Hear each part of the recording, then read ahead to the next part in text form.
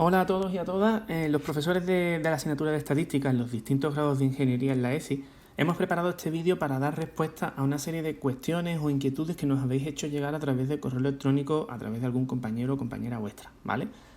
Cuyo nombre, por supuesto, permanecerá en el anonimato para no estar señalando a nadie y que, por supuesto, puede estar muy tranquila o tranquilo, que no va a tener ningún tipo de consecuencia ni mucho menos. Estáis en vuestro derecho de expresar vuestra opinión y de plantearnos las dudas que os pueda suscitar la forma de evaluación o cómo se está gestionando la asignatura. Tenéis una opinión, tenéis derecho a exponerla y nosotros pensamos que tenemos la obligación de dar respuesta a este tipo de cuestiones. Lo que pasa es que ni es nuestro estilo, ni creo que la asignatura se merezca dar una respuesta dictatorial y decir, pues mira, se ha decidido así y esto es así. No, en realidad hay una razón por la que las cosas son así. Y es lo que tratamos de demostrar ahora en este vídeo para intentar explicar de alguna manera por qué las cosas son como son y por qué se han hecho como se han hecho. Precisamente yo diría, o diríamos los profesores, casi por respeto a la propia asignatura, porque una de las cosas que queremos enseñaros en esta asignatura es que es la evidencia científica la que demuestra o refuta cosas, que son los datos los que demuestran o refutan cosas, y que no son por imposición ni sin raciocinio. Por lo tanto, vamos a decir por qué son las cosas como son. Luego se puede discutir más o menos, pero la evidencia va a estar ahí. Y además, por el camino, pues podemos aprovechar para ir enlazándolo incluso con el propio contenido de la asignatura, porque parte de lo que vamos a contar aquí, pues podría ser incluso parte como serviría de ejemplo de la propia asignatura, porque vamos a hacer cálculo de probabilidades y vamos a explicar cosas también de estadística descriptiva, se van a aplicar esas cuestiones y se va a entender, pensamos, bastante mejor el porqué de cómo son las cosas, ¿no? Entonces, yo pondré aquí ahora, debidamente anonimizado, por supuesto, como ya creo que he dicho, el correo que hemos recibido con las dudas planteadas. Y bueno, pues esa persona no vamos a decir el nombre, lo hemos omitido en el correo, ni va a tener ningún tipo de consecuencia, ni nada, ni muchísimo menos. Estáis en vuestro derecho de expresar las inquietudes siempre desde el respeto, que desde luego lo hay en el correo. Entonces, yendo al asunto, el correo dice aproximadamente lo siguiente. Dice, buenos días, aquí da información personal que hemos omitido, cuenta un poquito y llega un punto en el que la parte importante empieza a salir a la luz y dice, creemos que además, por muy bien que esté recogido el sistema de puntuación y evaluación, a la hora de evaluar de verdad cuánto sabe, no lo puede decidir una máquina sin criterio, además de que en mi caso, bueno, y ahora habla de su propio caso, ¿no? Entonces lo primero que yo quiero desmentir es, la nota no la decide una máquina sin criterio. La máquina es una herramienta que nosotros utilizamos para contar rápidamente. O sea, la máquina solamente cuenta cruces. Entonces ya con eso vemos cuántos aciertos hay, cuántos fallos hay. El criterio lo ponemos nosotros.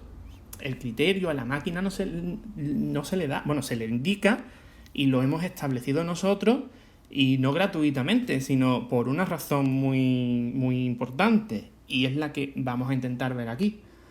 Nosotros hemos planteado un examen tipo test en su mayor parte, bueno, todo tenía una parte de tipo test y os pedimos además, por si acaso, que nos entregaseis la parte escrita para poder nosotros comprobar que, bueno, que se corresponde lo que se ha respondido en el test o que quizás hemos podido ver que lo habéis hecho mejor en la parte escrita o que no lo habéis hecho tan bien o lo que sea, ¿no? Pero ciñéndonos a la parte de tipo test, ¿qué problema esencial?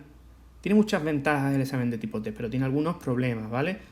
Para vosotros tiene bastantes ventajas en general. Nosotros pensábamos que esta era una estrategia que os beneficiaba, ¿vale?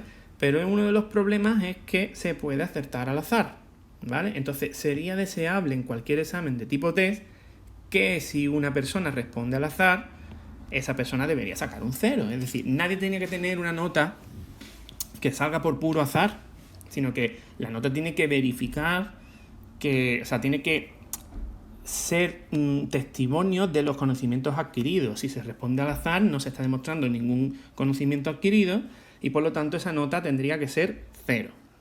Bueno, vamos a calcular cuál sería esa nota que cabría esperar cuando se responde al azar.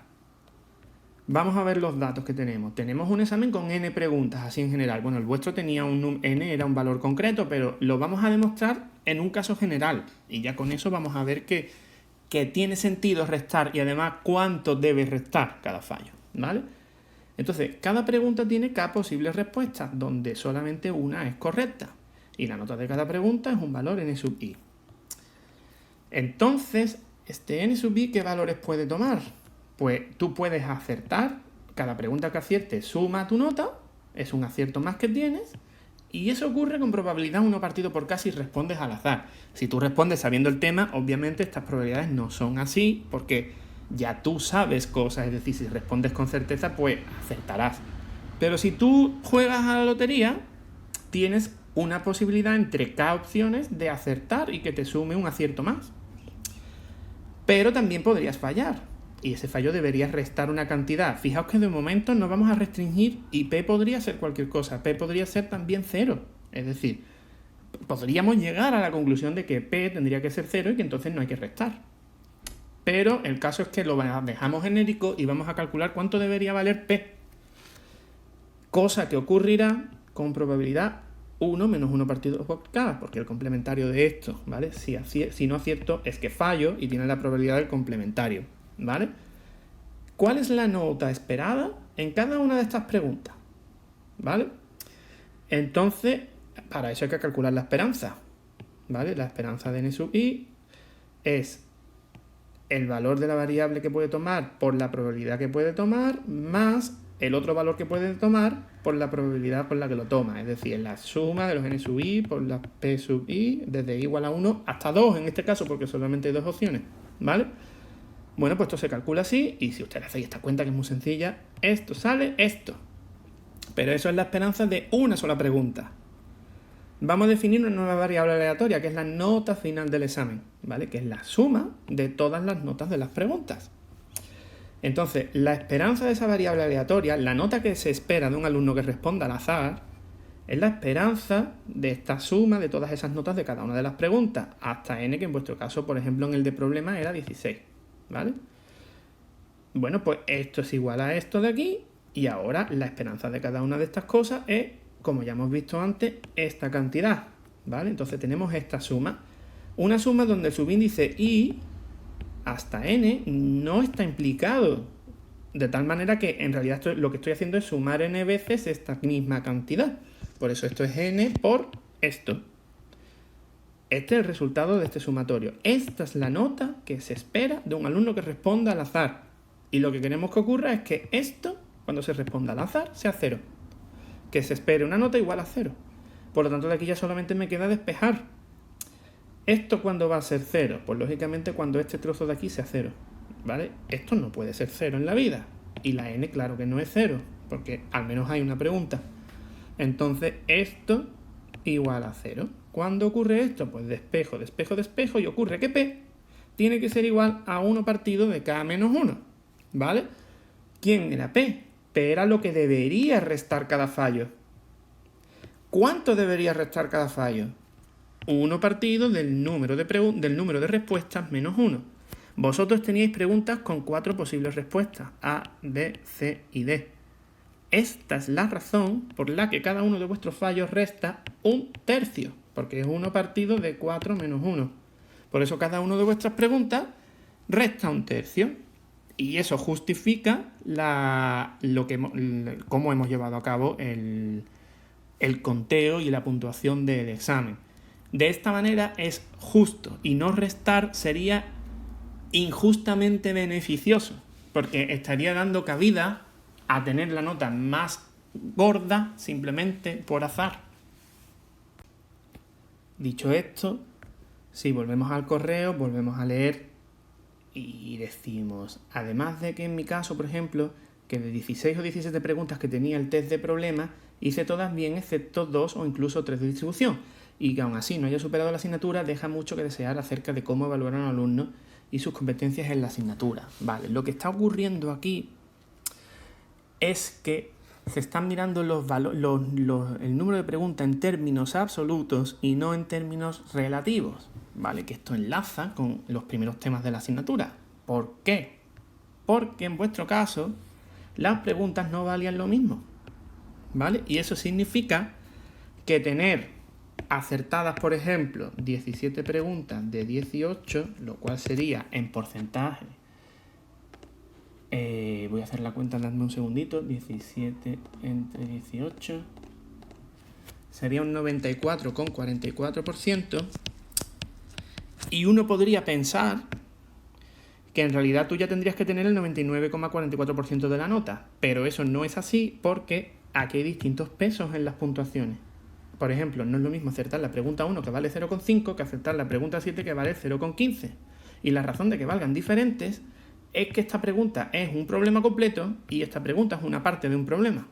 Entonces, todas estas preguntas valen menos puntuación porque en total el problema de inferencia tenía que valer 1,5 puntos.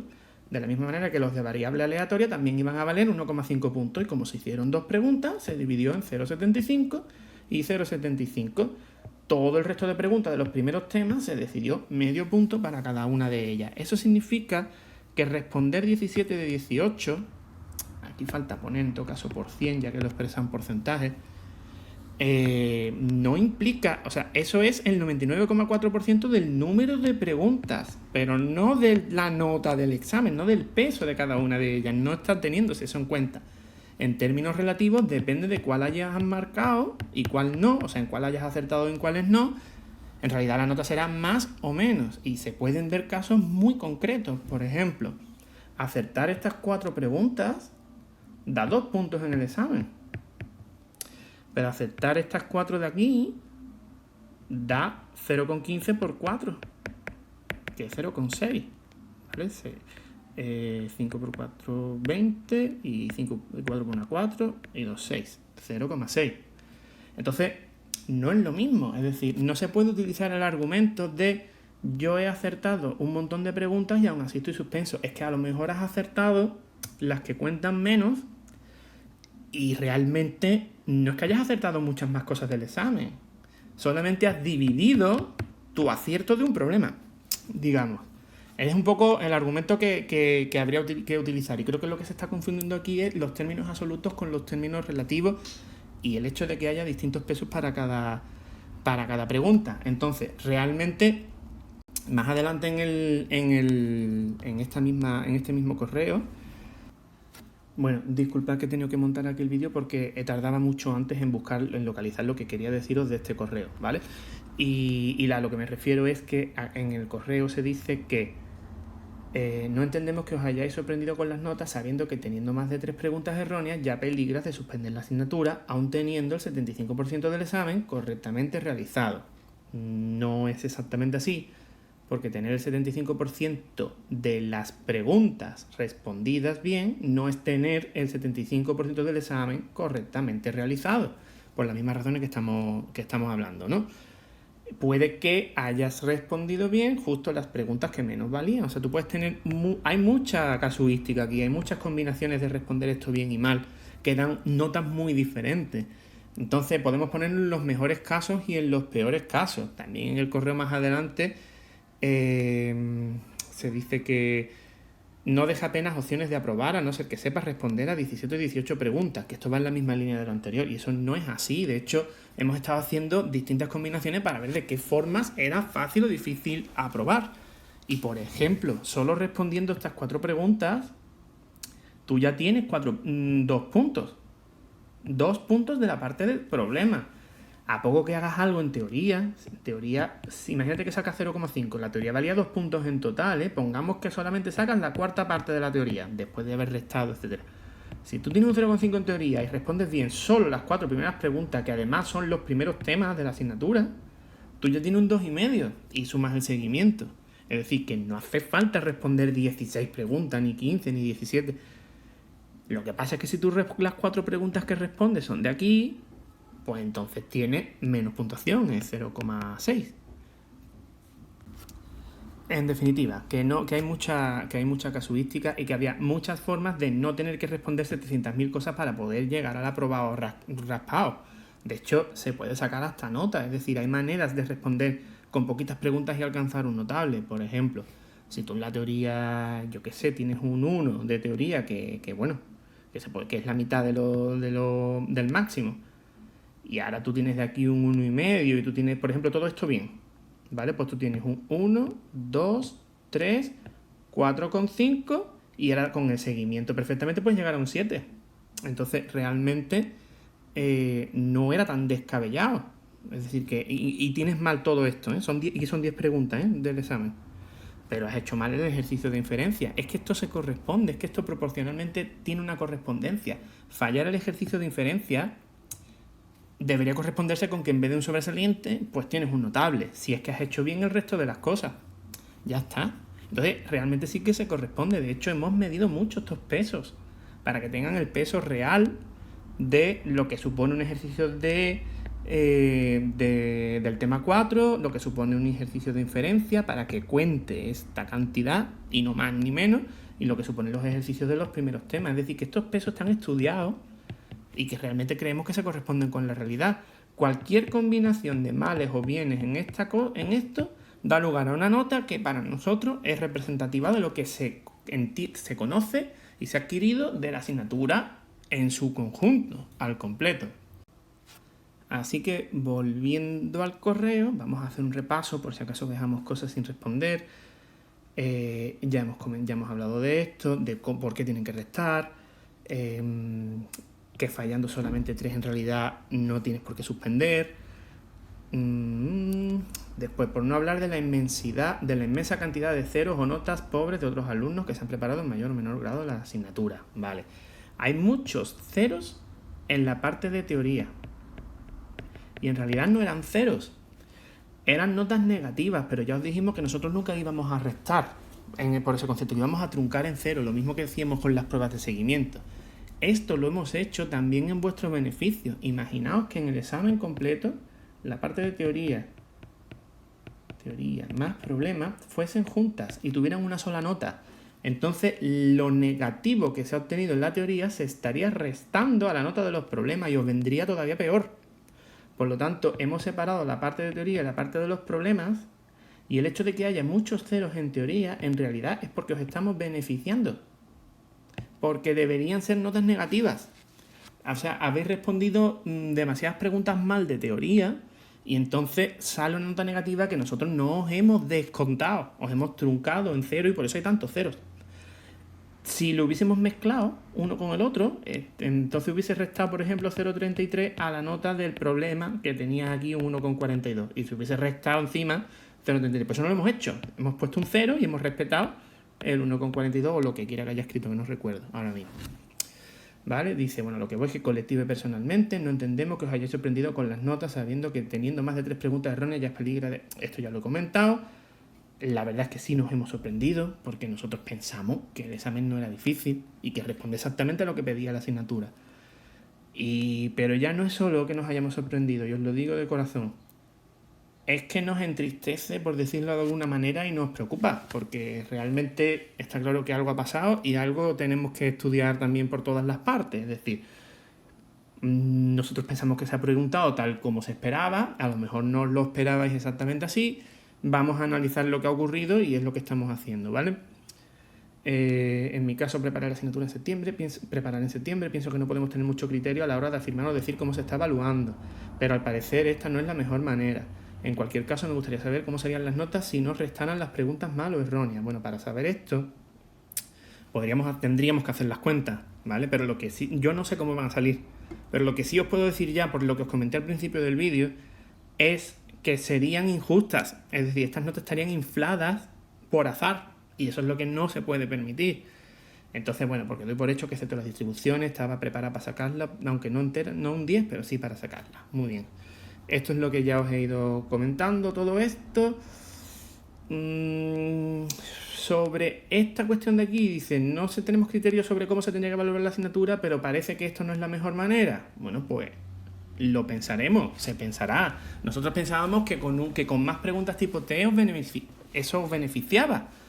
Quizás resulta que no. Lo tendremos que ver, a lo mejor, a ver cómo lo hacemos. Pero que en cualquier caso, para la siguiente convocatoria, entrará el mismo contenido y entrarán los problemas que tienen que entrar de la asignatura. Y la parte de teoría es como es. Y que en realidad prepararse la asignatura no cambia en absoluto que os digamos que en vez de 16 preguntas tipo T va a haber 10 o va a haber 12 o que la parte que se entrega no va a tener T, eso no va a cambiar en absoluto la forma de estudiar esta asignatura, por lo tanto eso debería preocuparos poco. Aquí dice que hay discrepancias entre tal, yo, bueno, no sé, a lo mejor las hay, pero para eso estamos aquí intentando consensuar, ¿no? En ningún momento se os está diciendo cómo tenéis que evaluar la asignatura, bueno, como digo, se ve que, bueno, que hay un respeto, ¿no? Que no es simplemente, pues, estáis preocupados y no os lo hacéis llegar. Que un sistema de evaluación como este, además los repetitivos no se preparan en la asignatura, no deja opciones de aprobar, a no ser que sepa, esto también lo he argumentado. Muchas gracias. Aquí decís a los dos, pero en realidad somos todos los compañeros, aunque en la revisión de exámenes estuviésemos solamente 2 personas, por cuestiones de baja médica principalmente, que no es porque no se haya... O sea, que simplemente no han podido estar los compañeros. Y espero la comprensión de este comunicado, por supuesto, esto siempre. Es decir, yo creo que ya lo hemos demostrado, es nuestra manera de proceder, de actuar, y año tras año nos reafirmamos, o sea, creemos que así se deben hacer las cosas. Esto siempre va a ser comprendido y bien recibido, siempre que se haga desde el respeto y desde el sentido común. Y luego podemos estar más o menos de acuerdo y os lo demostraremos, lo refutaremos, o lo que quiera que tengamos que hacer, o lo argumentaremos, en definitiva. No sé si con este vídeo más o menos queda claro, quizá el vídeo es demasiado largo, pero nos parecía muy importante que quedase claro, que se entendiera por qué y cuáles son los argumentos y por qué no estamos de acuerdo con algunas de las cosas que se dicen en este correo. Bueno, os animamos a que sigáis preparando bien la asignatura de cara a las próximas convocatorias. Nosotros estudiaremos si es verdad que esta no es la mejor manera. Lo analizaremos y ya os comunicaremos cómo serán las siguientes convocatorias, ¿de acuerdo? Cualquier otra cosa que tengáis que hacer nos llega a comunicar, nos parece muy bien que nos lo digáis. No sabemos si la persona que ha contactado con nosotros es delegada o delegado del curso. Si es así, es la forma correcta de hacerlo. Si no es así, os recomendamos que nombréis a un delegado o a una delegada y que esa sea la persona que se ponga en contacto, ¿vale? Para solucionar todo este tipo de cuestiones. No me quiero entretener más, ya simplemente dejo este vídeo aquí, no creo que va a durar demasiado. Y nada, que esperemos que todo salga bien en el futuro.